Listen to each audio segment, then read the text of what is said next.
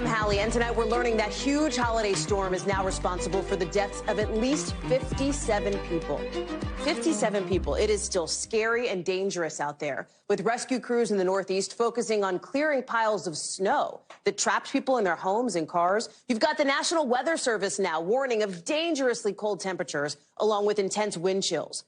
And that all might mean trouble for anybody still trying to fly this week. Forecasters say a lot of the eastern U.S. is going to be in a deep freeze throughout tonight. You see it there on the map. Temperatures are set to rebound tomorrow, but this storm has been deadly in 13 states, from Colorado to New York, where people killed have been found in their cars, even in snowbanks. And that was the case in western New York, a kind of ground zero for this winter catastrophe. Look at this. Look at some of these images you're seeing here, right? That is a house completely encased in snow. The New York governor calling this an all-hands-on-deck situation today. In Buffalo, you can see all the cars abandoned on the roads. People just left them. The area just paralyzed to the point where even some of the rescue crews needed rescuing.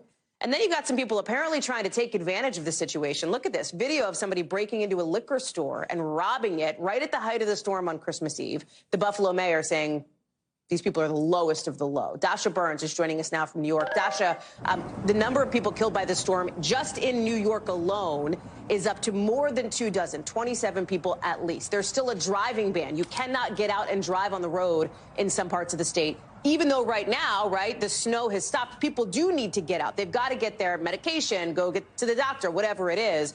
Walk us through the landscape at this point. Well, Hallie, that's a tough balance to strike, right? People need to get out, but at the same time, there is really urgent work that needs to be done by these rescue workers, and that is why authorities are so serious about this travel ban. Now, there is a hotline you can call.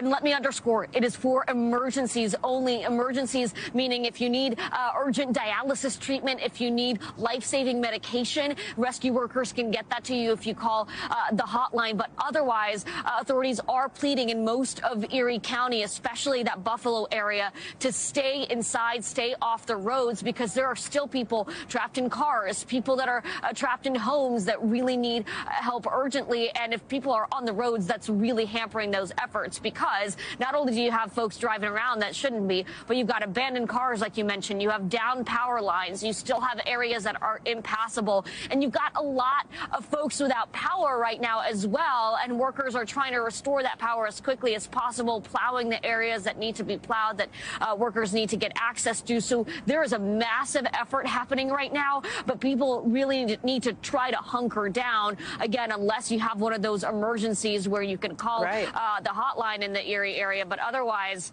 stay home, let folks get that really urgent stuff done and dig out from under this mess, Hallie. And you look at the scope of this storm, right, from the Great Lakes down to the border with Mexico, across to the East Coast. And right now you've got some 75,000 people who do not have power today, when it's expected to be, again, dangerously, extremely cold tonight. That's problematic. Yeah, below freezing temperatures all across the state of New York and many other parts of the country, too. You mentioned the scope. It's the scope plus the severity, right? I mean, we're talking about Buffalo, New York, that they are no strangers to storms. They're no strangers to lots and lots of snow and freezing temperatures. But we are hearing over and over again that this storm is unlike anything they've ever seen. You talked about the border. Our colleagues were down there in El Paso reporting on the migrant situation, where folks who didn't have anywhere to shelter during freezing temperatures. So the ripple effects of this, they're just impacting so many parts of the country that the scope and scale is just hard to wrap your mind around.